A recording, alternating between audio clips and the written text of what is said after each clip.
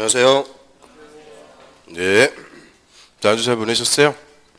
예. 자, 내일 모레가 크리스마스니까 메리 크리스마스입니다. 자, 해피 뉴 이어인데요. 하나 이제 올해도 뭐 12월 한 주 조금 더 남았죠. 자, 그래서 올해 이제 한 주 정도 남았는데 올해 한 해 마무리 잘 하시고, 그리고 자, 요새 보면은 뭐 뉴스 같은데 보면은 뭐 안 좋은 얘기밖에 안 나와요. 물가 뭐 급등하고 계란 사기가 그렇게 어렵다 그러고, 하여튼 뭐 안 좋은 얘기밖에 안 나오는데, 예, 그런 얘기도 있고요. 그래서 이럴 때일수록 우리는 그냥 본분에 충실해서 열심히 공부하시는 게 돈 버는 게 아닌가 이렇게 생각을 합니다. 그래서 한 방에 이제 합격하시는 게 돈 많이 버는 거죠. 그래서 열심히 공부한다 이렇게 생각하시고요. 자, 오늘이 공법 7주차 수업입니다. 자, 벌써 7주니까 오늘하고 이제 다음 주 하면은 입문 과정도 다 끝나요. 그래서 엊그제 시작한 것 같은데 벌써 다 왔고요. 그래서 오늘 이제 건축법 싹 마무리 짓고 이제 주택법하고 쭉 하면은 다 끝납니다. 그래서 물론 이제 머리에 별로 남아 있는 건 없어요. 남아 있는 건 없는데, 자, 그래도 이게 다시 한번 반복할 때 보면은 이게 생각이 납니다. 그래서 이게 하나씩 머리에 쌓여요. 그래서 다 까먹은 것 같아도 우리 나중에 다시 또 반복하면은 되는 거니까. 저는 이제 수업 들어가기 전에 자, 일일학습 문제 먼저 쭉 한번 풀어보겠습니다. 자, 저번 주에는 우리가 정비법 싹 봤고요. 건축법까지 앞부분까지 봤는데, 자, 1번 문제부터 하나씩 볼게요. 자, 먼저 주거환경 개선 사업은 다음에 더하는 방법 또는 혼용 방법에 따른다. 그래서 주거환경 개선 사업의 시행 방법 물어봤는데, 자, 일단 주거환경 개선 사업 얘는 어디를 개발해요? 달동네 개발이라고 그랬죠. 달동네 개발이니까 자, 모든 사업의 시행 방법 다 동원할 수가 있죠. 그래서 1번은 시행자가 정비구역에서 정비기반시설 새로 설치 확대하고 토지 등 소유자가 스스로 주택을 개량하는 거죠. 주택을 개량. 그럼 두 번째는 시행자가 정비구역의 전부나 일부를 뭐예요? 수용해서 주택을 건설해서 우선 공급. 또 세 번째는 시행자가 환지로 공급. 환지. 그리고 네 번째, 시행자가 정비구역에서 인가받은 무슨 계획? 관리 처분 계획. 관리 처분 계획에 따라서 주택 등을 건설해서 공급, 분양해주는 방법. 자, 이거 관리 처분 방식이다라고 그러죠. 그래서 그 네 가지가 모든 정비사업의 시행 방법이야. 그래서 키워드 잡아가지고 개, 수, 환, 관 이렇게 정리한다고 그랬죠. 개, 수, 환, 관. 그리고 이하의 사업들은 이제 논점별로. 자, 우리 사업 중에서 혹시 환지 방법이 없는 사업이 무슨 사업일까요? 환지가 없는 거. 대표적으로 재건축. 재건축은 건물만 다시 지으니까 환지로 공급, 토지로 교환하는 게 없죠. 그 다음에 자, 관리 처분 방법이 없는 사업. 관리 처분 계획에 따라 분양해주는 관리 처분 방식이 없는 것은 주거환경 관리 사업. 그런 식으로 논점으로 정리하고요.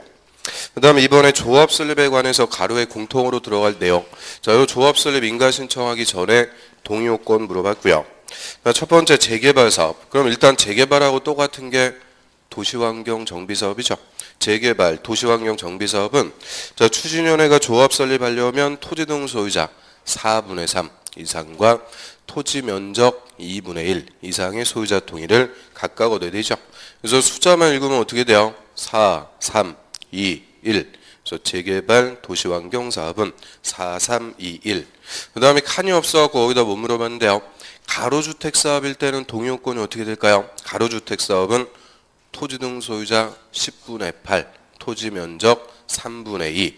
그래서 가로주택 사업은 가 18, 그 욕하는 거 아니라고 그랬죠? 가 18 이렇게 정리하면 된다고 그랬어요. 근데 이제 문제는 그 두 번째 거 재건축. 자, 재건축 사업 추진위원회가 조합 설립하려면 주택단지 안에 공동주택 각 동별 구분 소유자 과반수, 동별 과반수의 동의와 주택단지 전체 구분 소유자 그리고 토지 면적 4분의 3 이상의 동의를 각각 얻어야 되죠. 그래서 자, 단지 전체에서는 4분의 3인데 동별로도 얼마는 충족해라. 과반수, 동별 과반수, 전체 4분의 3. 그 다음에 3번은 이제 건축법입니다. 우리 건축법의 적용 대상물이 건축물이라고 하고요. 자, 건축물이란 토지에 정착하는 공작물, 즉 사람이 인공적으로 만든 물건인데, 자, 첫 번째 지붕과 기둥 또는 벽이 있는 것이다. 지붕과 기둥 또는 벽이 있는 것. 그러면 건물 종류는 구체적으로 3개 나온다고 그랬죠. 지붕과 기둥, 지붕과 벽, 지붕과 기둥과 벽. 그러면 건물이 되려면 무조건 뭐가 있어야 돼요? 지붕, 지붕과 기둥 또는 벽이고요. 그 다음에 이에 딸린 설물, 뭐 대문, 담자 이런 것들도 다 건물. 그리고 지하나 고가의 공작물에 설치하는 사무소, 공연장, 점포, 자고, 창고, 뭐 지하도 상가의 점포 같은 거 이런 것들도 다 건축물이다라고 하죠. 그러면 건물의 종류가 이제 너무 많아요. 한 400개가 넘어가니까 자, 건축법에서는 건물의 종류를 비슷한 것끼리 묶어갖고 용도를 정한다고 그랬죠. 그리고 용도별로 건축법을 규정합니다. 그럼 건물의 용도, 혹시 용도가 몇 개 있다고 그래요? 29개 있죠. 29개. 근데 그 중에서 우리가 단독주택, 공동주택 저번 주에 2개만 봤죠. 그 중에서 더 중요한 거는 공동주택. 자, 일단 공동주택은 4가지. 연, 세, 기 이렇게 온다고 그랬죠. 연, 세, 기. 그래서 첫 번째 아파트, 두 번째는 연립, 세 번째는 다세대, 네 번째는 기숙사. 4가지를 공동주택이라고 그래요. 자, 아파트는 주택으로 쓰이는 층수가 몇 개층? 5개층 이상. 5층 이상이 아니라고 그랬어요. 5개층 이상. 그럼 연립과 다세대는 둘 다 주택으로 쓰이는 층수가 4개층 이하인데요. 한 개 동에서 주택으로 쓰는 바닥 면적 합계 660 초가 큰 거면은 연립, 660 이하, 작은 거면은 다세대입니다. 기숙사는 뭐 읽어보시면 되고요. 저번 주 내용들 한번 쭉 풀어봤어요. 자, 오늘은 입문서 426페이지 보겠습니다. 자, 입문서 426페이지.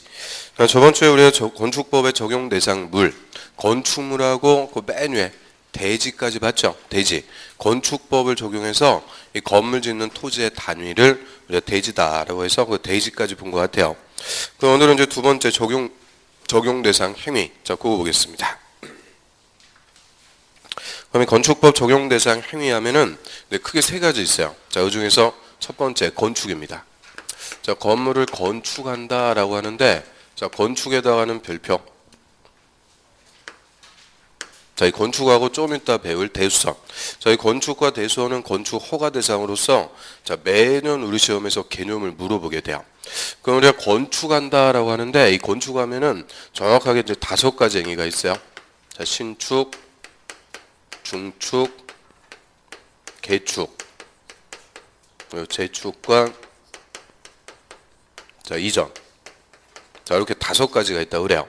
그럼 하나씩 봐요. 자, 신축, 중축, 개축, 재축, 이축 이러면 틀려요. 자, 이축이라는 것은 없습니다. 나머지 다 축으로 끝나는데 맨 마지막 거는 뭐예요? 이전. 그래서 절대 이축이라는 것은 없다. 요거부터 일단 요거 보고요. 그러면 신축하면은 이거 새로울 신자니까 건물 새로 짓는다 그 얘기죠. 그래서 신축하면은 첫 번째 이제 원칙적인 개념이 자, 건물이 없는 대지에 건물을 새로이 축조한다. 자, 축조라는 게 짓는다 그 얘기죠. 그래서 새로 짓는 거. 요거를 신축한다라고 그래요. 그런데 신축하면은 2가지가 더 들어가요. 자, 부속 건축만 있는 대지에 새로이 주된 건물을 축조. 주된 건물을 축조하는 것. 자, 이것도 신축한다 그래요. 그럼 부속 건물이라는 것은 말 그대로 부수되는 건물이다 그죠? 그래서 뭐 창고라든지 변소, 화장실 이런 부속 건축만 있는데 거기에다가 주택 같은 주된 건물 지었다. 이것도 다 신축이라 그래요. 그리고 자, 하나가 더 있어요. 자, 기존의 건물을 인위적으로 철거해요. 또는 건물이 자연재해로 멸실됐다. 자, 이런 철거나 멸실된 대지에서 자, 건물을 다시 짓는데 종전 규모를 초과해서 다시 짓게 되면 자, 요것도 신축한다 그래요. 그래서 우리 신축하면은 이렇게 3가지 행위를 얘기합니다. 그러면 자, 일단 원칙적인 개념은 건물 새로 짓는다. 자, 이게 신축인데 두 번째 거 키워드는 요거죠. 주된 건물을 짓는다. 주된 건물을 축조할 때 이 말이 나와도 역시 뭐라는 거예요? 신축, 새로 짓는 거. 그 다음에 철거나 멸실된 대지에서 종전 규모를 뭐했다? 초과. 종전 규모를 초과해서 축조하게 되면 이때도 신축이다 이렇게 얘기하는데요. 자, 이 철거나 멸실된 대지에서 다시 짓는 거. 이거는 좀 이따 우리가 개축하고 재축 본 다음에 와가지고 다시 한번 확인해 보고요. 자, 아무튼 신축하면 이렇게 이제 3가지가 있다고 그래요. 그 다음에 두 번째 중축. 자, 중축할 때 중자는 증가 더 짓는 거죠. 그래서 중축이라는 것은 더 짓는 건데, 자, 요거는 전제 조건이 있어요. 기존의 건물이 있는 대지입니다. 자, 기존의 건물이 있는데, 자, 이런 대지에서 뭐 건물의 면적, 높이, 충수, 자, 이런 것들을 늘린다 그래요. 자, 늘린다는 것은 더 짓는다 그죠? 증가시키게 되면 이때는 중축이라 그래요. 그럼 예를 들어서 자, 기존 대지에 3층짜리 건물이 있습니다. 이 건물 옥상에다가 옥탑을 더 지어요. 더 지으니까 뭐라 그래요? 중축. 자, 발코니 확장해서 면적을 늘렸다. 이것도 뭐가 돼요? 중축. 더 짓는 거죠. 그 다음 원래 한 층이었는데 막아가지고 2개 층을 만들었어요. 자, 이것도 중축이라 그래요. 자, 우리 호텔 로비 같은 데 보면 1층이 되게 높죠. 그 한 층 막아가지고 2개 층으로 만들었다. 이것도 다 충수가 늘어났으니까 중축이라고 하고요. 그러면 기존 건물이 있는 대지에 옆에다가 한 동을 더 지었어요. 자, 이거는 뭐가 될까요? 자, 이것도 중축이라고 하는 거죠. 자, 더 지었다 하면은 다 뭐다? 중축. 더 지으면은 중축이에요. 그래서 이 기존 건물에 붙여갖고 더 짓든 떨어뜨려갖고 더 짓든 하여튼 더 짓게 되면은 다 뭐 하는 거다? 중축. 그래서 이 기존 건물이 있는 대지에서 면적, 높이, 충수 이루는 게 드러나면 다 중축이다라고 하고요. 그 다음 이제 세 번째하고 네 번째, 개축하고 재축. 이거는 거의 비슷해요. 개축은 고칠게, 재축은 다시재. 둘 다 다시 짓는다라고 하는데 원인만 달라요. 개축은 기존의 건물 전부나 일부를 철거해요. 인위적으로 철거해서 자, 종전 규모의 범위에서 다시 축조. 즉, 종전 규모로 다시 짓게 되면은 자, 요거는 개축한다 이렇게 표현하고요. 자, 일반에서 재축이라는 것은 기존의 건물이 천재지변 등 자연재해로 멸실이 돼요. 뭐 태풍 와갖고 홍수 나갖고 건물이 멸실이 됐다. 자, 이때 종전 규모로 다시 짓게 되면 그거는 재축한다 그래요. 그래서 저희 개축하고 재축은 뒤에 말 같죠. 둘 다 종전 규모로 다시 짓는데 원인만 다르다 그죠. 철거해서 다시 지으면 개축, 멸실돼갖고 다시 지으면 재축. 그러니까 맨날 이거 바꿔갖고 물어본단 말이에요. 맨날 바꿔갖고 물어보니까 자, 이런 거는 하나만 확실하게 보면 돼요. 자, 개축이 뭐에서 다시 짓는 거예요? 철거. 자, 앞글자 그대로 따니까 개철이, 친구 이름이요. 개철이. 그래서 개철이 이렇게 정리하면 되죠. 개축이 철거입니다. 그래서 자, 요거는 확실하게 잡아두고요. 그 다음에 개축이든 재축이든 뒤에 말 같아요. 둘 다 종전 규모로 다시 축조. 종전 규모로 다시 짓는다. 그럼 이 종전 규모를 초과해버리면은 이때는 이제 뭐가 되는 거냐? 신축. 아예 새로 짓는 거예요. 다시 짓는 게 아니고 새로 짓는 거라고 그래요. 그럼 예를 들어서 자, 기존 대지에 이제 건물이 이렇게 있어요. 건물이 있는데 이게 너무 오래됐어요. 한 50년 정도 돼가지고 자, 기존의 건물을 싹 철거합니다. 철거해버리면은 건물이 없는 대지죠. 자, 여기다가 종전 규모로 다시 졌어요. 종전 규모로 다시 치면 이건 뭐 한다고 그래요? 개축.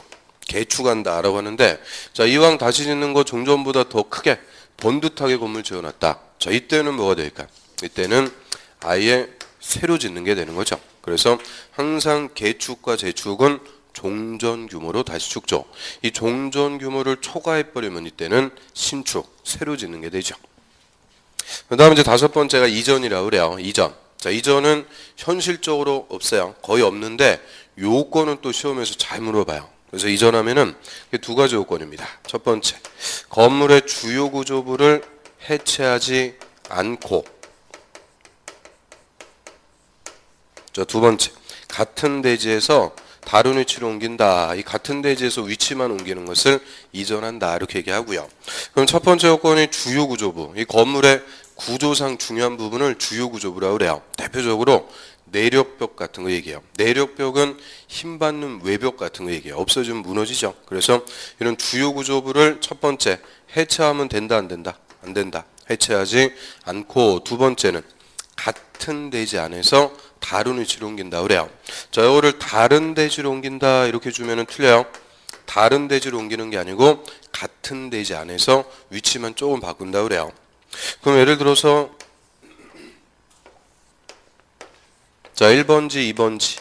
자, 아까 이제 대지, 필지가 있습니다. 자, 1번지에 건물이 이렇게 있어요. 자, 이 건물을 그대로 2번지로 옮겨갔다.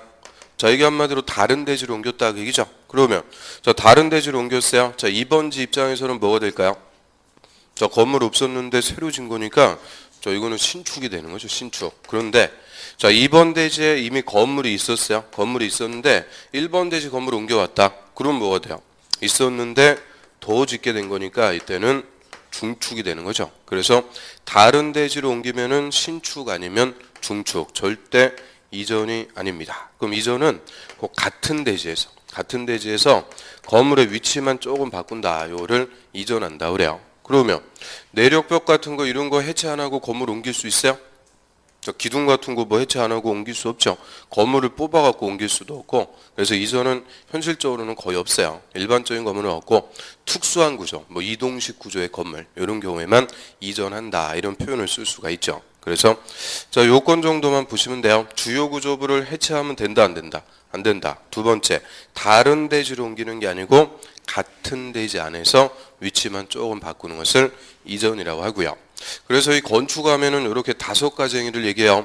그래서 우리가 건물 건축한다 그러면 새로 짓는 거, 신축만 얘기하는 거 아니라는 거죠. 총 5가지 뭐가 있다고요? 신축, 중축, 개축, 재축, 이전. 이 5가지를 합쳐가지고 건축 이렇게 표현하고요.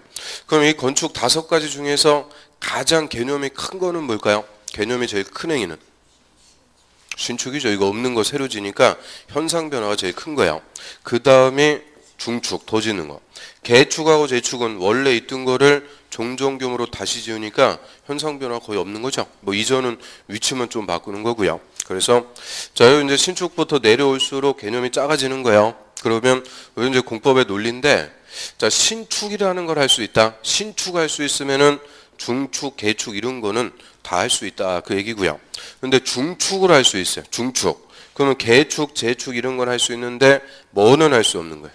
더 큰 거 신축은 금지다 그 얘기입니다. 그래서 순서 그대로 작아지는 순서니까 앞글자 그대로 따갖고 신, 증, 개, 재, 이 이렇게 정리하고요. 신, 증, 개, 재, 이. 그 이 중에서 이제 나머지 것들은 뭐 법조문하고 똑같은데 그 신축, 그거 법에서 어떻게 쓰고 있는지 그거를 좀 봐야 돼요. 자, 신축만 좀 한번 보죠. 자, 신축이란 건물이 없는 대지인데 가로에 기존 건물이 철거의 동그라미, 멸실 동그라미, 철거되거나 멸실된 대지를 다 포함해서 자, 없는 대지에서 새로 건물 축조, 거기에 동그라미 1.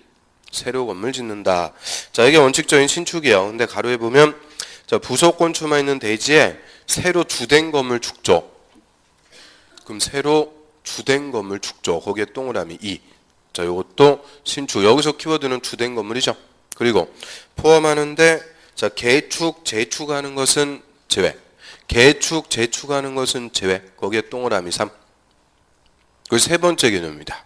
그럼 개축, 재축하는 거는 제외다. 자, 이 말의 의미가 뭘까요? 그 동그라미 3번. 개축, 재축은 제외. 그 말의 의미는 자, 우리 맨 앞에 철거나 멸실된 대지, 철거, 멸실 동그라미 쳤죠?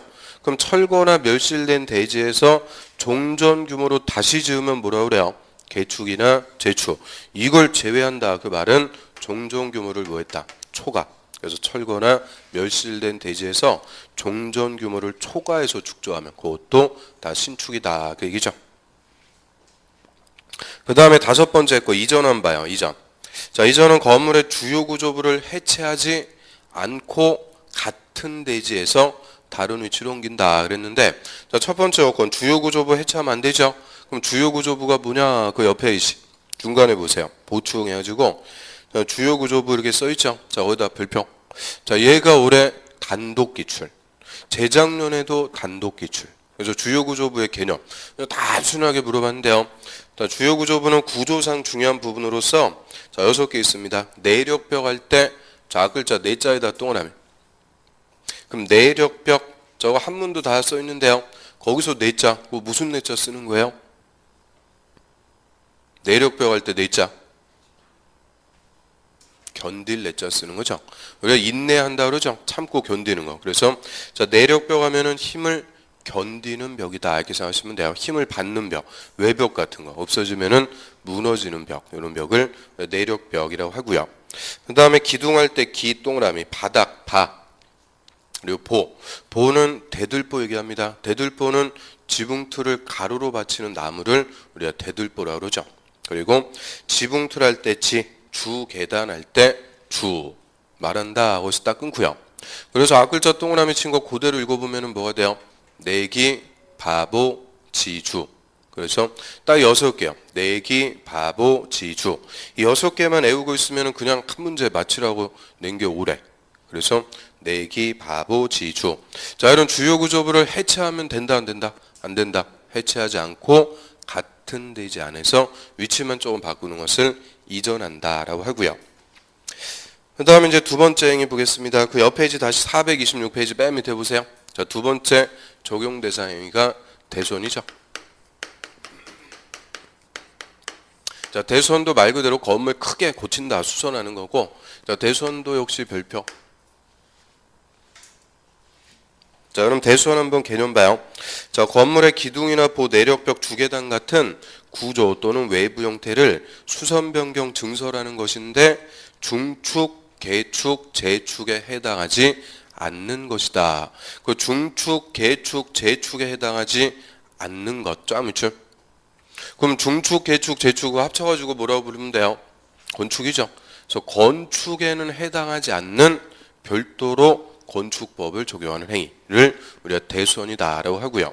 그 옆에 이제 박스 보시면은 대수원이 대통령령에서 총 9가지가 규정이 되어 있어요. 9개. 그 9개니까 시험에 물어보기 좋겠죠. 그래서 이 건축하고 대수원 두 개 합쳐가지고 맨날 개념 물어보는 거예요. 그러면 대수원 개념 9개 중에서도 특히 1, 2, 3, 4 그 4개 가지고 시험에서는 제일 잘 줘요. 1, 2, 3, 4 그 4개가 핵심이라고 그래요. 그럼 1번부터 한번 봐요. 자, 1번 그냥 벽이 아니고 무슨 벽? 내력벽. 힘받는 외벽. 자, 내력벽이지 대손하는데 그냥 벽 나오면 틀리는 거예요. 대손은 항상 내력벽이에요. 자, 내력벽을 먼저 증설 해체하거나 거기서 딱 끊으세요. 또는 30제곱미터 이상 수선 변경하는 것이다. 수선 변경. 그러면 증설 해체, 증설이라는 것은 증가하는 거고 해체는 없애는 거죠. 자, 수선하고 변경, 수선은 고치고 변경은 바꾸는 거죠. 그러면 우리가 중간에다 딱 끊어둔 이유는 증설 해체할 때하고 수선 변경할 때하고 기준이 다르다 그 얘기입니다. 그래서 좀 증설 해체할 때는 앞에 면적이 나와야 안 나요? 면적 안 나오니까 면적이 얼마냐 상관없다 그죠? 면적에 관계없이 내력벽을 증설 해체할 때는 대손이라고 하고요. 그런데 수선하고 변경할 때 이때는 면적이 얼마 이상으로 해야 30제곱미터 이상으로 해야 대손이 된다 그 얘기죠. 그래서 증설 해체와 수선 변경의 지금 기준이 다르다 그 얘기입니다. 그럼 예를 들어서요. 자, 내력벽 10제곱미터를 증설하는 것은 대손이다. OX. 자, 다시요. 내력벽 10제곱미터를 증설하는 것은 대손이다. OX. 오죠. 자, 증설할 때는 면적이 필요가 있다 없다? 없다. 10제곱미터가 되든 1제곱미터 되든 하여튼 내력벽을 증설 해체할 때는 면적에 상관없이 대손이라는 거예요. 그런데 내력벽 10제곱미터를 수선하는 것은 대손이다. 틀리죠? 수선할 때는 얼마 이상? 30 이상이 돼야 대손이 된다 그 얘기죠. 그래서 증설 해체하는 것과 수선 변경하는 게 같은 게 아니라는 거예요. 다르다. 그 다음에 또 2번도 마찬가지예요. 자, 2번 보면 자, 기둥. 자, 기둥을 증설 해체하거나 딱 끊고요. 그리고 3개 이상 이 기둥을 3개 이상 수선 변경하는 것이다. 그럼 얘도 마찬가지예요. 증설 해체할 때는 몇 개 이상? 개수 또 지원해 그러면 안 되죠. 개수에 상관없이 대손. 수선하고 변경하는 것만 몇 개 이상? 3개 이상으로 해야 대손이다. 그 얘기죠. 그러면 기둥 2개를 해체하는 것은 대손이다. OX. 오죠. 자, 해체할 때는 개수가 몇 개나 상관없이 대손. 수선 변경할 때만 몇 개 이상? 3개 이상. 그 다음에 세 번째 것도 마찬가지죠. 대들보. 자, 보를 증설 해체하거나 딱 끊고요. 또 3개 이상 수선 변경. 또 4번도 마찬가지죠. 자, 지붕틀. 이 지붕틀을 증설해체하거나 거기서 딱 끊고 3개 이상 수선 변경. 그래서 지금 1, 2, 3, 4. 자, 요 4개는 증설해체하는 것과 수선 변경하는 게 다르다 하겠죠. 증설해체할 때는 면적이나 개수에 상관없이 대손이 되는데 수선 변경할 때는 30 이상 또는 3개 이상 이 개수나 면적이 나온다. 그래서 1, 2, 3, 4 요게 핵심이라는 거예요. 요거는 확실하게 구분해야 되고요. 그럼 마지막에요. 이제 한 번만 더 물어보면 자, 기둥 하나, 보 하나, 지붕틀 하나 합쳐가지고 3개를 수선하는 것은 대손이다. O, X. 자, 다시요. 자, 기둥 하나, 보 하나, 지붕틀 하나 합쳐갖고 3개를 수선하는 것은 대손이다. X죠. 아니, 합쳐갖고 3개가 아니고 각각 몇 개 이상, 3개 이상. 아니, 이게 국어가 이렇게 어려워요. 국어가. 하여튼 공법이 어려운 게 아니고 국어 해석하러 온 것 같아요. 그래서 이 증설해체할 때하고 수선 변경할 때, 그리고 수선 변경하는데 합쳐가지고 3개가 아니고 각각 몇 개 이상, 3개 이상, 3개 이상 수선 변경을 해야 대손이 된다. 그 얘기죠. 그래서 1, 2, 3, 4, 요 4개는 이렇게 이제 다르니까 확실하게 좀 구분하고요. 그 다음 5번이나 6번 이런 것들은 증설해체 수선 변경의 차이가 없습니다. 그래서 그런 것들은 그냥 읽어보면 되고요. 그 다음에 쭉 내려와서 7번 하나만 더 봐요. 자, 7번. 얘는 구조가 아니고 건물의 외부 형태를 바꾼다 그래요. 건물의 외부 형태, 이 외관을 변경하는데 자, 요것도 대손이 되는 경우가 있어요. 자, 외부 형태 변경은 어디서? 미관지구. 미관지구 안에서 외부 형태 바꿀 때 요것도 대손으로서 허가 받아야 되는데 그럼 미관지구, 자, 얘는 우리 국토법에서 배웠던 용도지구 중에 하나입니다. 자, 용도지구 중에 미관지구라는 게 있어요. 그럼 미관, 자, 이 말만 우리가 이해하면 되죠. 미관이라는 말이 뭘까요? 미관. 미관은 건물의 외관을 아름답게 유지하자. 그죠? 미관 유지. 즉 건물의 외관을 아름답게 유지. 그럼 미관이라는 말에서 자, 이 뭐가 중요하다는 거예요? 건물의 외관이 중요하다. 그죠? 그래서 미관지구에서는 건물 외부 형태를 바꾸는 것이 대손이 돼서 허가를 받아야 할 수가 있어요. 그런데 이 미관지구를 또 뭘로 딱 바꿔주냐? 경관지구로 딱 바꿔주는 거죠. 저희 경관지구에서 외부 형태 변경은 대손이다 이러면 틀려요. 그럼 경관이라는 것은 자연 경치를 얘기한다고 그랬죠. 산 주변, 물가 주변 이런 경치를 보호하려고 정하는 게 경관지구. 그래서 경관지구는 외부 형태가 중요한 거 아니죠. 그래서 경관지구가 아니고 미관지구에서 외부 형태 변경 요거까지 다 대손이다라고 하고요. 그래서 이 대손에서는 제일 잘 물어보는 게 이런 것들이고요. 그럼 이 대손은 자, 구조를 증설해체 수선 변경 외부 형태 변경하는데 좀 전에 뭐에 해당하지 않는다고 그랬어요? 중축, 개축, 재축에 해당하지 않는 거라고 그랬죠. 그럼 예를 들어서 자, 내력벽을 증설, 벽을 증설하는데 건물의 면적이 늘어났어요. 이때는 대손이 되는 게 아니고 뭐가 되는 거냐? 중축이라고 그래요. 더 큰 행위, 중축이 됩니다. 그래서 면적이나 층수 이런 게 늘어나 버렸다 그러면은 대손이 아니고 중축이라고 하는 거죠. 그래서 별도로 이 건축과는 구분해서 건축법을 적용하는 행위 9개를 대손이라고 그래요. 그래서 이 건축하고 대손 개념도 우리가 봤고요. 그 밑에 보세요. 4번째 용도 변경 나오는데 자, 용도 변경은 말 그대로 건물의 용도를 다른 용도로 바꾼다 그 얘기죠. 그런데 우리 용도 이 29개 이걸 다 배운 게 아니니까 지금 과정에서는 용도 변경이 필요가 없어요. 용도를 다 배운 다음에 그 다음에 와서 용도 변경은 따져보고요. 다음 페이지 넘어갑니다. 428페이지 맨 밑에 보세요. 자, 적용 특례. 그럼 건축법 적용의 특례다라고 해서 가로 1번 적용 배제 건물. 자, 어디다 별표. 그럼 적용 배제다 이 말이 뭐예요? 건축법 적용 안 한다 그죠? 건물이지만 건축법을 일체 적용하네요. 건축물이지만 건축법 적용 안 하는 건물. 그래서 동그라미 1번부터 옆 페이지에 보시면은 동그라미 5번 5개가 있어요. 그 중에서 동그라미 5번이 올해 신설됐습니다. 올해 신설돼가지고 자, 올해 이게 출제할 가능성이 상당히 높았는데 안 물어본 이유는 작년에 한 문제 물어봤어요. 작년에 한 문제 단독으로 물어봤으니까 올해는 좀 물어보기가 그렇고 내년도에 28회 시험에서 또 이거 물어볼 거예요.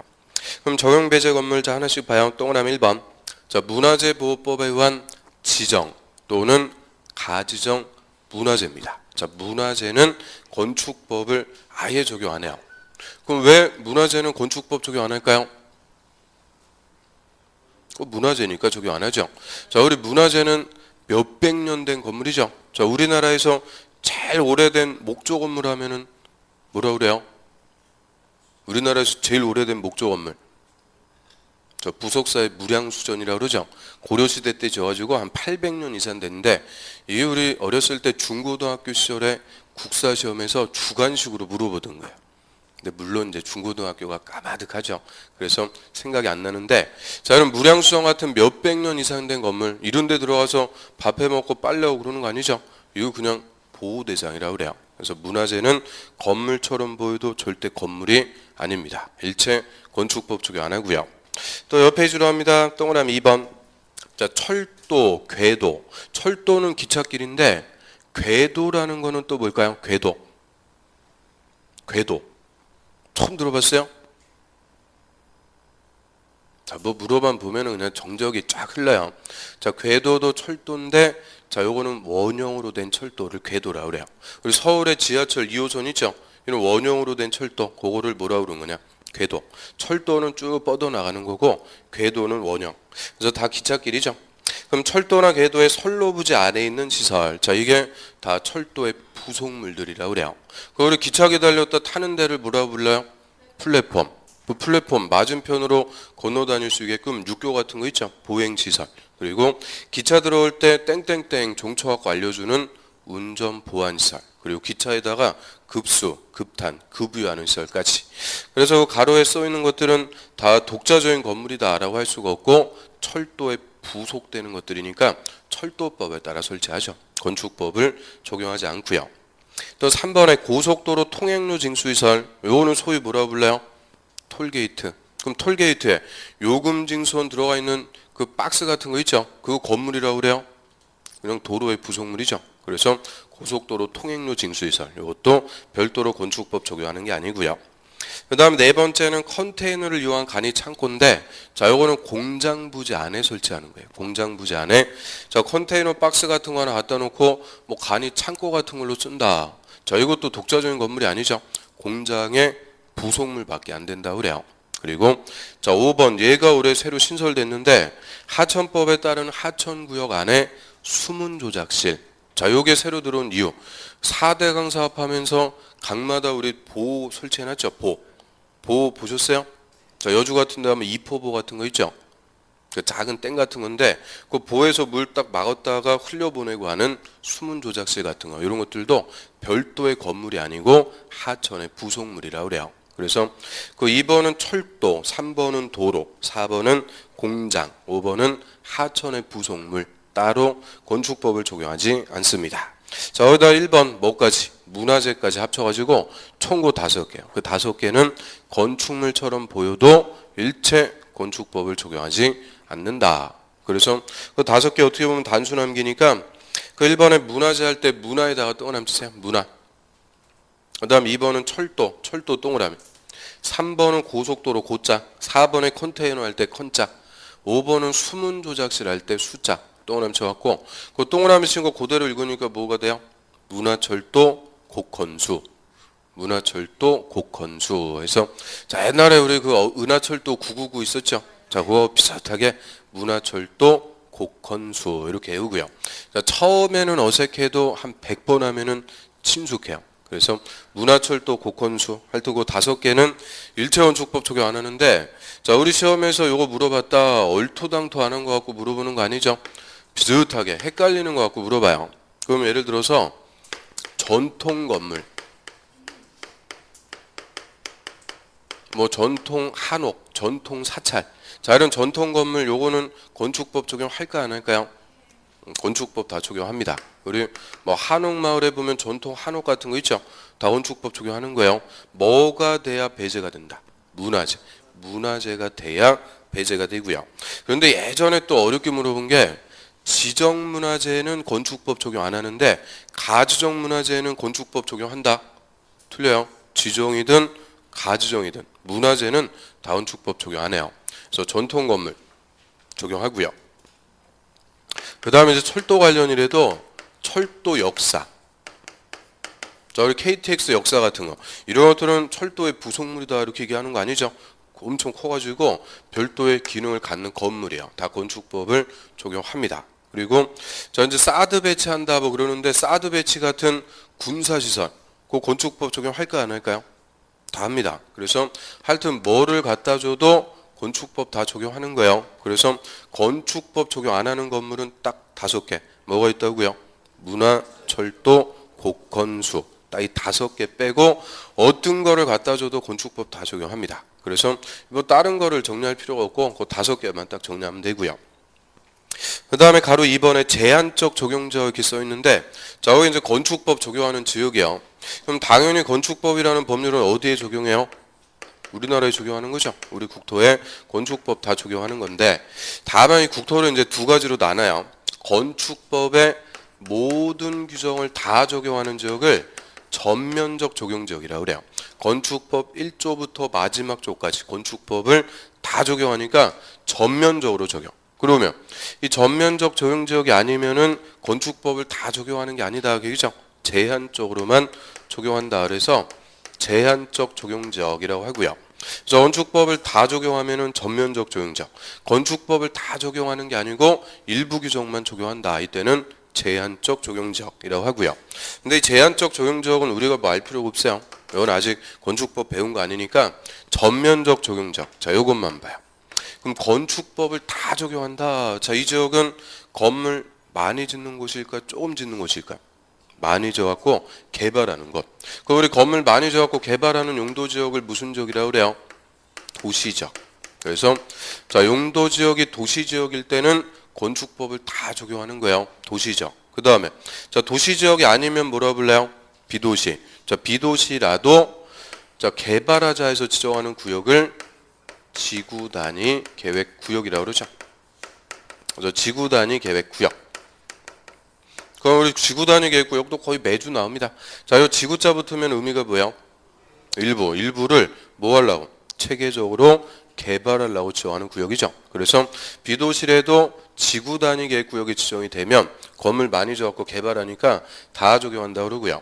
그 다음에 세 번째는 이제 행정구역이에요. 행정구역이 동 또는 읍일 때. 자, 동은 뭐 도시지역이니까 큰 의미가 없고, 자, 읍이요. 자, 우리 시골 같은 데도 중심 지역을 어디 나간다고 그래요? 읍내 나간다고 그러죠. 읍 정도 되면 건물 많이 지어갖고 개발이 되니까, 자, 읍 지역은 건축법 다 적용합니다. 그래서 자, 요 3가지 중에서 하나라도 해당하게 되면 건축법을 다 적용한다고 그래요. 그래서 전면적 적용 지역이라고 하죠. 일단 첫 번째는 무슨 지역? 도시지역. 두 번째 비도시래도 뭐면은 지구 단위 계획구역. 세 번째 행정구역이 동이나 읍일 때. 이 셋 중에서 하나에 해당하면은 건축법을 다 적용합니다. 그래서 가로 2번에 제한적 적용 지역이 써놨는데 그거 한번 봐요. 국토법에 의한 도시지역. 도시지역의 동그라미 1번. 도시지역. 그 다음에 지구단위 계획구역 동그라미 2번. 그럼 도시지역과 지구단위 계획구역 외의지역으로서 동 또는 읍의 지역. 동 또는 읍의 지역 동그라미 3번. 자, 하루는 필요 없어요. 저 밑에 줄. 이외의 지역에 대해서는 다음 규정을 적용하지 않는다 그랬죠. 그러면 이거 해석을 잘해야 돼요. 3개가 지금 전부 아니라는 거예요. 도시지역도 아니고 지구단위 계획구역도 아니고 동 또는 읍도 아닐 때. 이때는 건축법에서 그 밑에 6개 규정은 적용 안 한대요. 그러니까 건축법을 제한적으로만 적용한다 이렇게 표현하고요. 그러면 반대로 해석하면은 지금 동그라미 1, 2, 3 번호 매긴 거. 자, 요거에 해당하면은 그 박스에 있는 규정도 다 적용한다 그얘기죠. 즉 건축법의 모든 규정을 다 적용하기 때문에 자, 요 셋 중에서 하나에 해당하면은 무슨 지역이라고 부른다고요? 전면적 적용지역. 건축법을 다 적용하는 곳이다. 그래서 전면적 적용지역 그 정도 봅니다. 그러면 자, 여기까지가 건축법의 적용 범위라고 그래요. 한마디로 자, 우리 쭉 적용 범위 했는데 자, 적용 대상 물, 건축법 적용하는 물건 대표적으로 뭐예요? 건축물이죠. 자, 건축물에 자, 두 번째 적용 대상 행위 뭐 할 때 건축법 적용한다? 건축 또는 대수원. 그래서 건물을 건축하거나 대수원할 때는 건축법 적용한다 그 얘기죠. 그래서 자, 한 페이지 넘겨보세요. 430페이지. 자, 2장. 자, 건축법 2장의 제목이 뭐가 돼요? 건물의 건축. 자, 이 파트가 건축법 핵심입니다. 그래서 건물 건축에 건축법을 어떻게 적용하는지.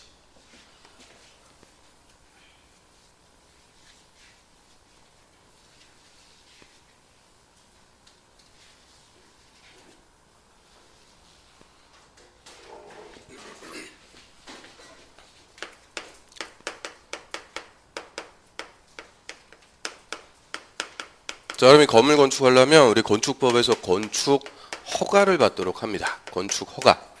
자, 얘가 건축법 11조. 자, 우리 건축법의 핵심 제도라 그래요. 건물 건축하려면 건축 허가부터 받아라. 그래서 이 건축 허가 얘는 우리 시험에 한 문제도 아니고 매년 거의 2문제씩 출제가 되는 건축법의 핵심이 되는 제도다라고 하고요.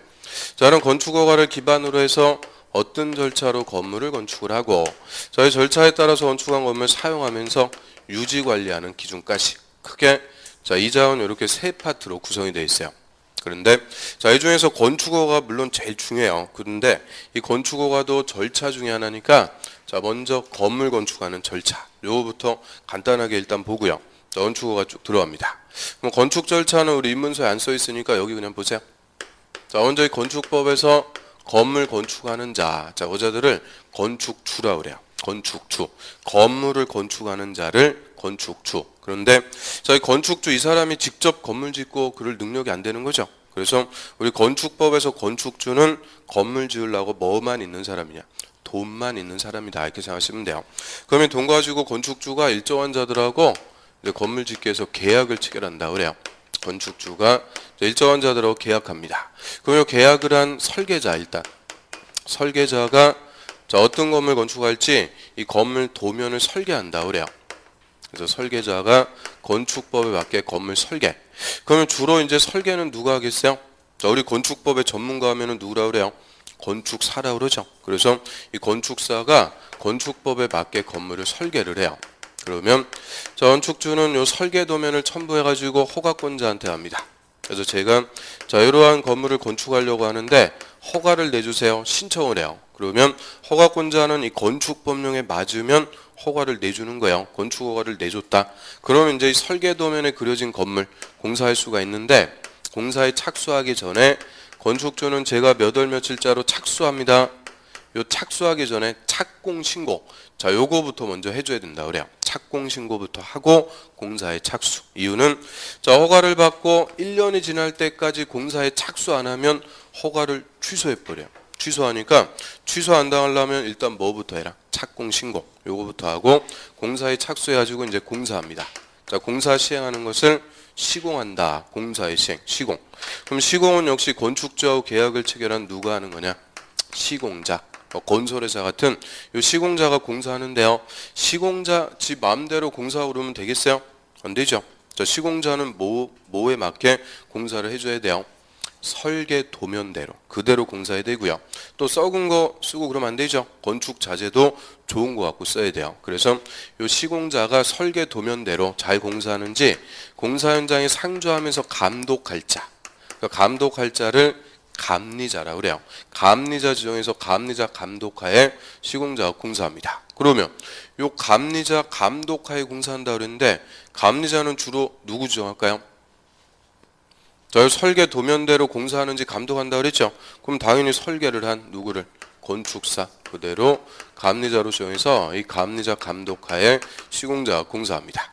그래서 4명 건축주, 설계자, 감리자 그리고 시공자. 자, 이 4명을 묶어가지고 건축 관계자 이렇게 표현해요.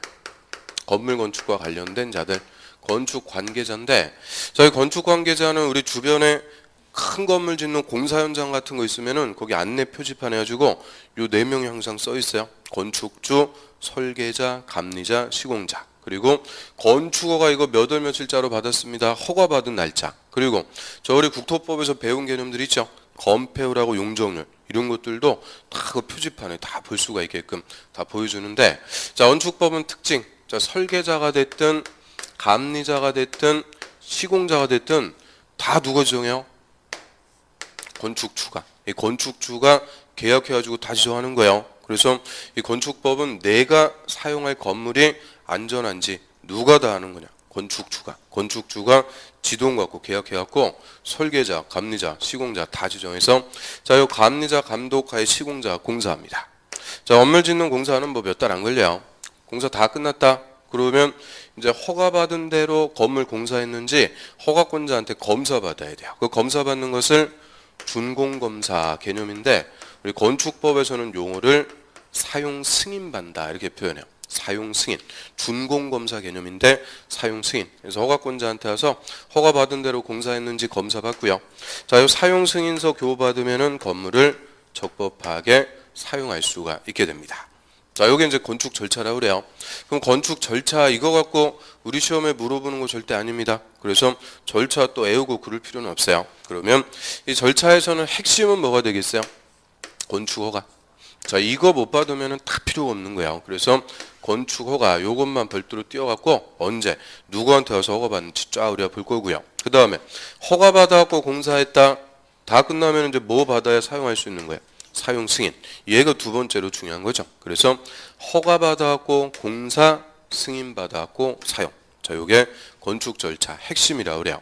그러면 일단 이 건축허가 이거부터 받아야 되는데 건축허가라는 것의 의미 한번 간단하게 제가 말씀드리면 제가 땅을 이렇게 갖고 있어요. 이 대지에다가 건물 짓습니다. 자, 건물 짓는 것은 토지 소유권이라는 재산권 행사라고 그래요.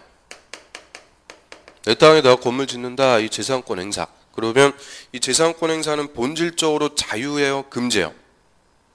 재산권 행사는 자유다? 금지다?